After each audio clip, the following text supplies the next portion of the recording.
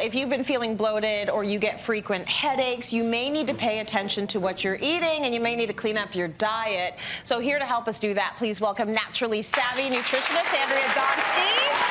Spring cleaning the gut, the body. There's so much we can do to be a little bit better about what goes into our system, and we're going to talk about what you're eating and how that might make your body feel. Exactly. So as a nutritionist, one of the first things we learn in nutrition school is to connect the dots between what we're eating or drinking and how we're feeling. Yes. Right? So a lot of times, you know, we could tell when there's indigestion or acid reflux. We can make that connection because commercials help us do that, right? Okay. So we're seeing it on TV. Yes. But if we have, let's say, anxiety or headaches or depression, we don't always connect the dots. We don't always make that connection. So one way to do that really easily is to keep a food journal.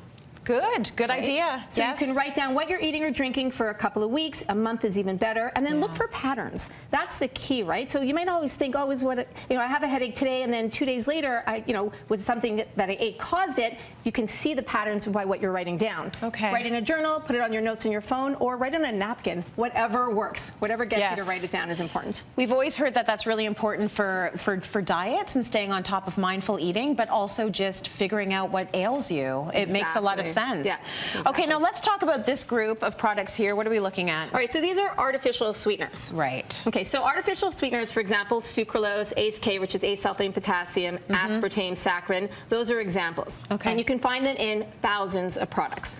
Soda, sports drinks, juices, ketchup, yogurt, etc. Especially, this surprised me, you can find it in over-the-counter medication for adults and for children. Didn't know that. Right, so you can find it in cough medicine. So this is the thing, companies sometimes add 2 or 3 different artificial sweeteners. So gum is a really good example. They want to make it really sweet, and aspartame makes the flavor last longer.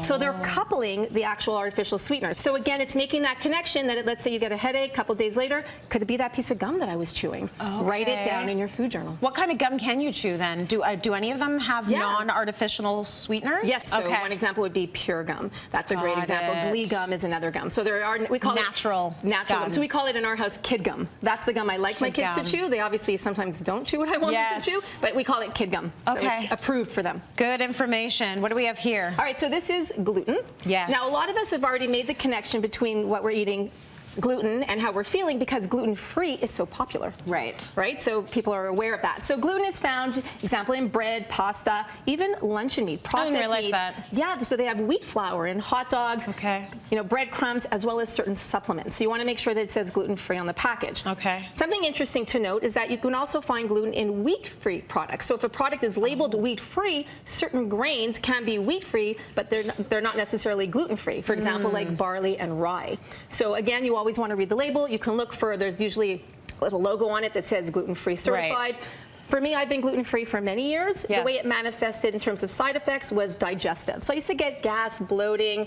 You can also get loose stools, stomach pain. It manifests differently for people. So very important to note is that it's not always a physical manifestation. It could be a mental or emotional.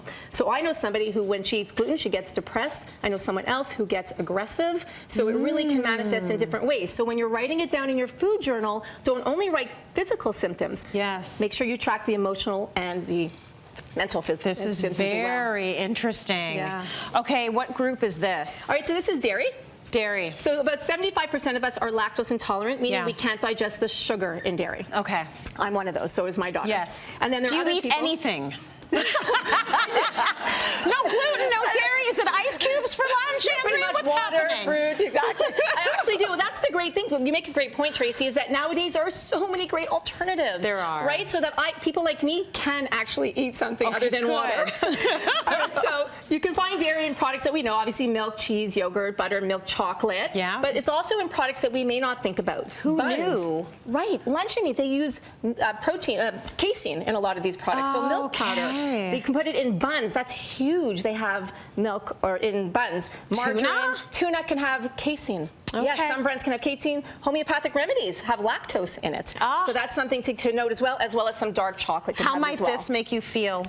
So when you eat dairy, if you're lactose intolerant, it's generally a digestive issue. Yes. Gas, bloating, loose stools, stomach pain. Yeah. If you have a dairy allergy, that's a whole different ballgame, much more serious. Okay. You know, that can be itchy throat, that can show up as skin issues, as well as anaphylaxis. So very important. Good to note. Very important to note. So again, mark things down depending on how you're feeling after you eat dairy. And this group is? All right, so this is MSG, or monosodium glutamate. So again, gluten and MSG are both very controversial ingredients. Some people say totally safe to eat. Other people say, oh my gosh, avoid it like the plague. Yes. The thing is this, we're all individual. Everybody reacts differently to things. Right. You might be okay with it. For me, it might not be so great. Okay. So this is what MSG, what it looks like. It actually has no flavor or taste, but what it does is when it's added to food, it adds flavor to it. Okay. So it's generally added to salty foods, like chips, and you have soups, noodles, that kind of thing, snacks as well. Right. And then it's also naturally occurring in certain foods, many foods in fact, in the form of glutamic acid. Tomato juice, soy sauce, mushrooms, tomatoes, seaweed, sardines. So if you have an issue with MSG, which about 40% of the population does, then you'll want to avoid even naturally occurring glutamate. And there's 40 different names for MSG, by the way, which is another issue. Oh, great. Thanks, food industry, for making that so easy to identify. Well, that's it. How might that make you feel, MSG? It could make you feel the exact same way that straight up monosodium glutamate will make you feel. So, for example, some effects could be sweating. So actually, here, I wrote it down because it's unbelievable.